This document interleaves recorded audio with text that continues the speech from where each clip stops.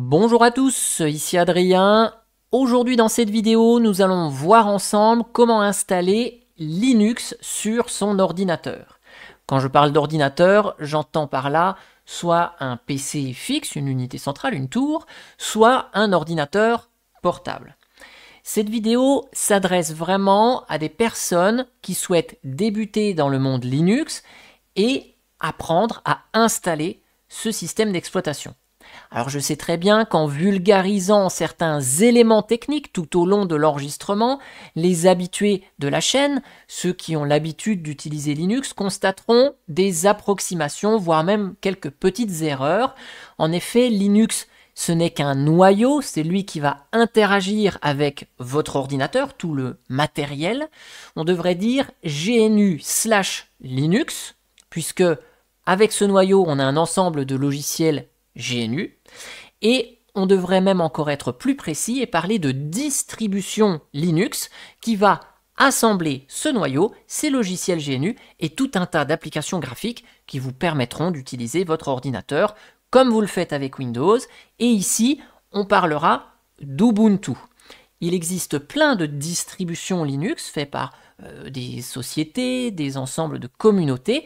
Je parle ici d'Ubuntu parce que c'est une bonne porte d'entrée dans le monde Linux et elle est compatible avec plein d'ordinateurs, plein de configurations matérielles et elle est relativement simple à utiliser. Je ferme cette parenthèse, vous voyez, je ne veux pas rentrer dans des éléments techniques, surtout si vous voulez découvrir Linux et l'installer à la place ou à côté de Windows. Les prérequis pour pouvoir suivre cette vidéo, c'est évidemment de disposer d'une machine avec un système fonctionnel. Donc ici, je suis sur Windows 10. Et la première chose que nous allons faire, c'est aller récupérer Ubuntu. Donc, dans notre moteur de recherche, on va taper Ubuntu. On va tomber très très rapidement sur un site en anglais qui s'appelle ubuntu.com. Si vous souhaitez, vous avez ubuntu-fr qui est le site francophone sur lequel vous allez retrouver de la documentation, un forum pour poser vos questions et surtout le petit icône qui va vous permettre de télécharger Ubuntu. Sur la page de téléchargement, vous avez un menu qui vous permet de choisir une variante d'Ubuntu. On va rester sur l'édition par défaut qui est Ubuntu. Si vous souhaitez en savoir plus sur ce qu'est une variante, vous avez le lien qui vous renvoie ici. Grosso modo, c'est un ensemble de logiciels qui va être différent suivant les variantes et notamment la présentation de l'interface du système et du bureau. Et ensuite, on va télécharger Ubuntu avec le premier bouton télécharger. Vous voyez qu'il y a deux boutons télécharger. Chez Ubuntu, vous avez deux images qui vous permettent d'installer le système. On a une version qui est LTS. Donc quand elle sort, elle a 5 ans de mise à jour. Donc pendant 5 ans, vous pouvez utiliser le système avant de procéder à une montée en version de celui-ci. Comme on peut le faire de Windows 8 à Windows 10, de Windows 10 à Windows 11. Et il y a des versions intermédiaires qui vont être publiées tous les 6 mois. Et donc par contre là, il faut monter en version le système tous les 6 mois. C'est un petit peu contraignant. Autant partir sur quelque chose qui est maintenu sur le long terme, quitte à ne pas avoir de nouveautés techniques. Mais ça, c'est pas ce qui nous intéresse quand on débute dans le monde Linux. Le téléchargement du fichier peut prendre plus ou moins de temps suivant votre connexion internet. Vous voyez qu'il fait à peu près 6 Go. Donc il vous faudra vous équiper d'une clé USB qui soit au moins d'une taille de 6 Go. Clé USB sur laquelle toutes les données seront supprimées. Donc attention, veillez à sauvegarder tout ce qu'il y a dessus. Vous voyez que sur la page de téléchargement, on nous explique comment on peut créer une clé USB en termes techniques. Flasher le fichier sur la clé USB. Ici, on vous propose plusieurs méthodes. Si vous êtes déjà sur Ubuntu, si vous êtes sur Linux, Windows ou macOS avec le logiciel Etcher, il y a un lien pour le récupérer directement. Il fonctionne pas à tous les coups. Je lui préfère l'utilitaire Rufus. Donc vous pouvez chercher Rufus, R-U-F-U-S. Je vous mettrai le lien dans le descriptif de la vidéo. Et donc c'est ce petit utilitaire là, voilà, qui est tout simple. Vous pouvez récupérer en bas le Rufus le numéro de la version p.exe, c'est la version portable et donc elle ne nécessite aucune installation. Ensuite, je ferme mon navigateur internet, j'en ai plus besoin. On va ouvrir notre dossier téléchargement dans lequel on a l'utilitaire Rufus précédemment téléchargé plus notre image Ubuntu. Donc pour mettre Ubuntu sur la clé USB, on double-clique sur Rufus, on dit oui, on utilise le logiciel juste une fois, donc pas besoin de rechercher des mises à jour en ligne. Si vous n'avez pas encore branché votre clé USB, branchez-la et sélectionnez-la dans le premier menu déroulant, clé USB. Donc là, vous voyez, ma clé fait 8 Go, c'est largement suffisant. Elle doit faire plus de 6. Et le seul bouton qu'on va utiliser, c'est sélection. Et on va aller récupérer le fichier Ubuntu, hop, qu'on va ouvrir. Et là, vous laissez tous les choix par défaut, vous modifiez rien là-dessus. Et on va cliquer sur démarrer. Ici, on a deux possibilités pour appliquer cette image sur la clé USB. On va laisser le premier choix, ce qui nous permettra de pouvoir supprimer tous les fichiers manuellement sur la clé USB une fois qu'on a procédé à l'installation et on pourra continuer à utiliser notre clé USB. Sinon, les manips sont un petit peu plus complexes. On fait OK. On nous avertit bien que toutes les données qui sont sur la clé USB vont être effacées. Donc, si vous ne les avez pas sauvegardées, faites annuler, sauvegardez-les. Si c'est OK, vous faites OK. Et là, ça va prendre un petit peu de temps suivant la rapidité de votre clé USB. Une fois que c'est terminé, eh bien, on ferme le logiciel Rufus, on ferme l'explorateur de fichiers, on laisse la clé USB dedans et on redémarre notre Windows. Sauf que vous allez presser Échappe ou F2, F10, F12, suivant la machine sur laquelle vous êtes.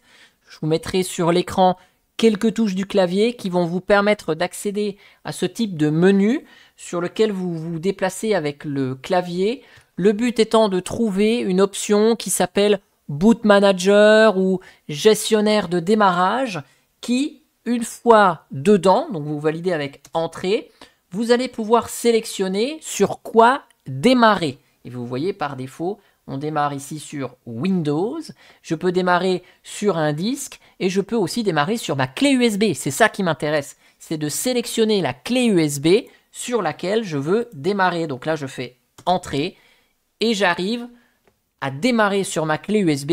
Donc vous allez avoir ce type d'écran là et on va garder le premier choix ici qui s'appelle Try or Install Ubuntu. Une fois ce choix sélectionné, l'ordinateur démarre sur la clé USB. On voit ici le logo Ubuntu. Ça se charge, donc avec un même petit logo animé, comme votre Windows démarre. Ça peut prendre plus ou moins de temps suivant la rapidité de votre clé USB. Et l'apparence graphique du système s'affiche. Et l'outil d'accueil de Ubuntu s'affiche. À ce stade-là, on va s'empresser de choisir dans la liste la langue français pour avoir toute l'interface en français. Je fais suivant. Si vous avez des difficultés de vision auditive, vous avez des outils d'accessibilité qui vont vous permettre d'améliorer l'utilisation du système. Je vous montre ici par exemple, vous pouvez avoir du texte plus gros par exemple. Là, je ne sélectionne aucune option. Je fais suivant. La disposition du clavier est automatiquement détectée en français. Vous pouvez tester que ça fonctionne bien en saisissant du texte dans la petite zone ici. Je fais suivant. Je vous recommande d'avoir une connexion à Internet, ce qui va vous permettre de tester le système avec une connexion Internet. Et au moment de l'installation, on va pouvoir avoir les mises à jour qui seront installées automatiquement à la fin de l'installation.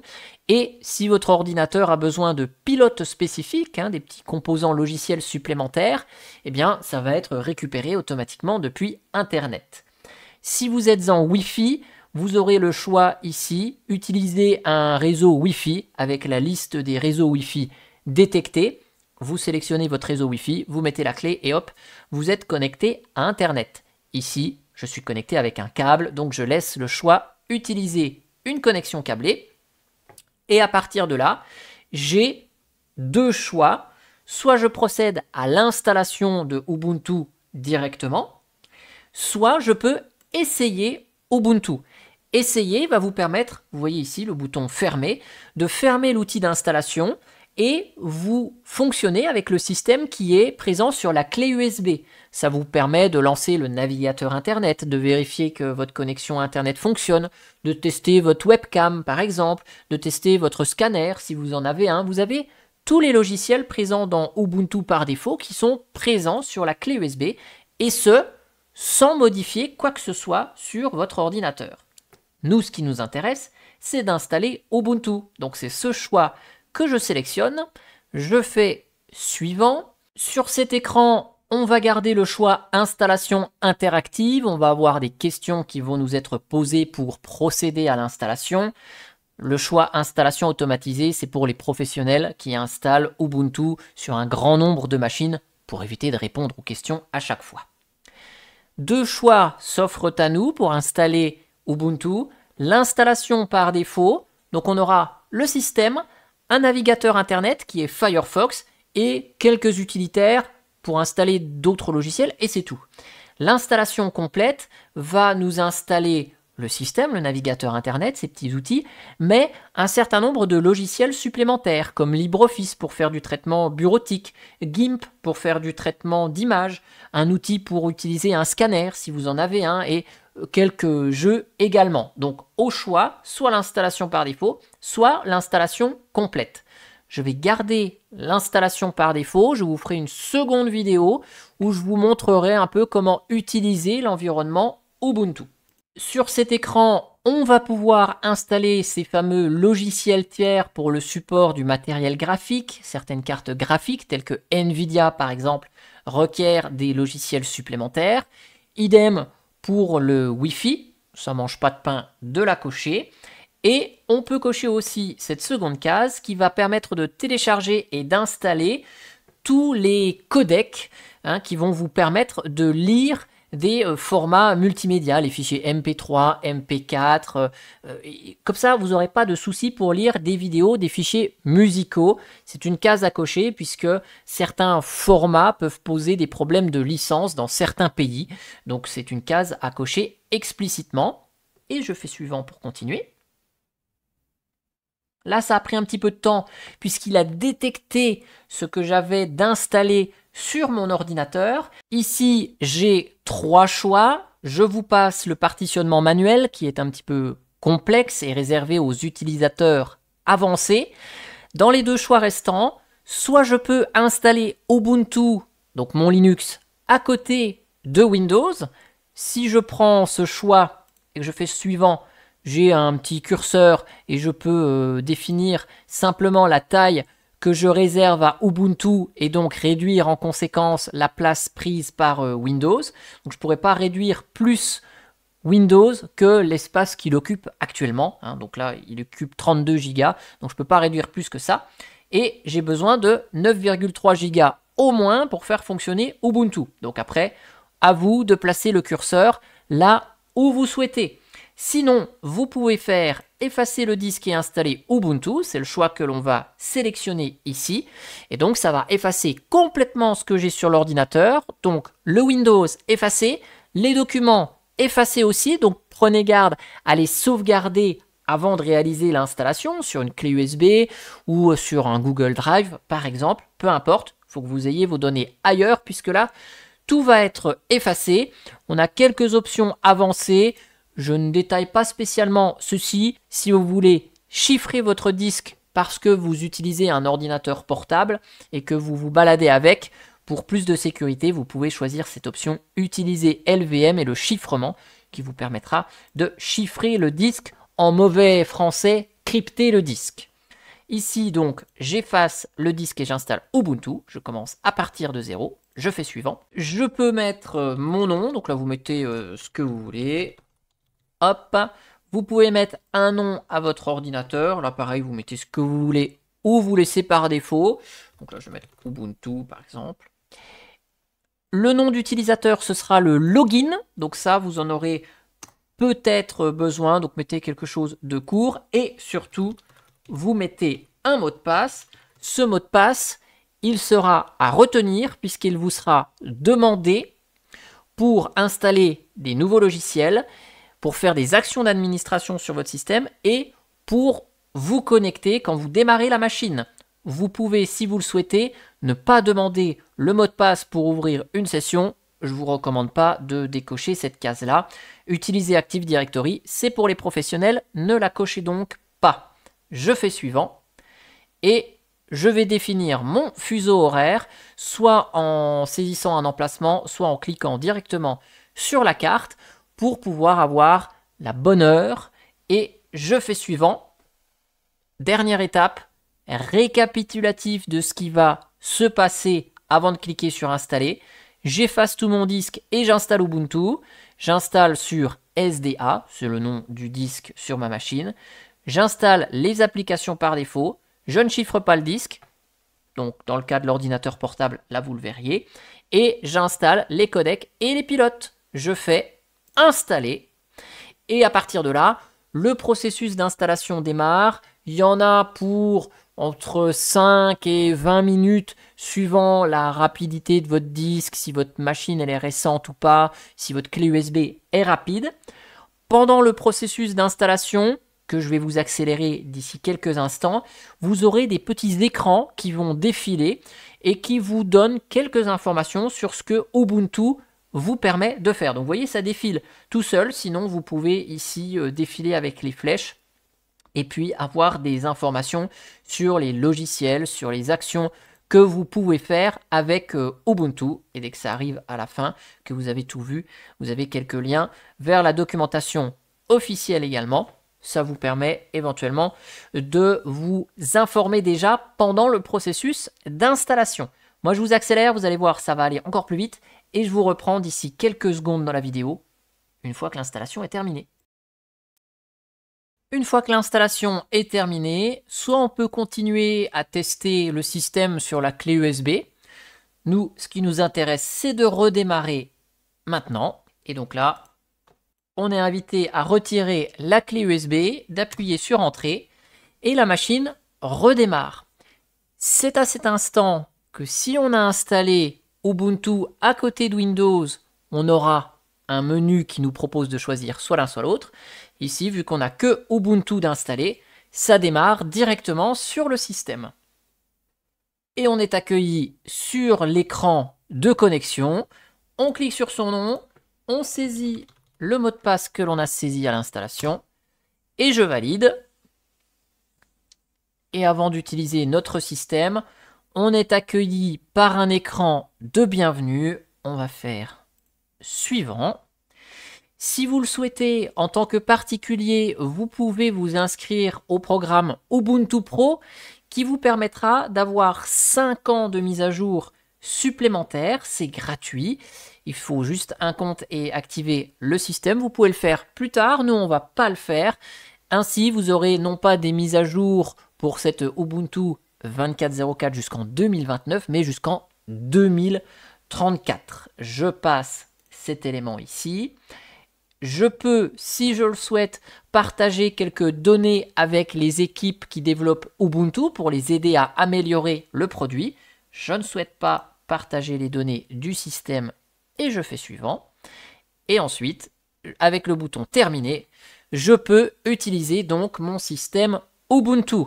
Nous verrons dans une seconde vidéo, à la suite de cette playlist, l'environnement de bureau, comment fonctionne le gestionnaire de fichiers, comment on personnalise tout ça, comment on configure notre système et comment on installe des mises à jour et des logiciels. Pour éteindre le système, c'est en haut à droite et on a le petit bouton pour éteindre et on sélectionne éteindre. En tout cas, j'espère que cette vidéo vous aura plu. N'hésitez pas à réagir dans les commentaires. Si vous souhaitez évidemment un contenu spécifique sur Ubuntu, si vous débutez dans l'aventure et que vous aimeriez avoir un contenu, n'hésitez pas à vous manifester dans les commentaires. N'hésitez pas à mettre un petit like aussi à la vidéo si vous avez aimé. Et moi, je vous dis à bientôt pour une prochaine vidéo. Allez, ciao, ciao, bye bye.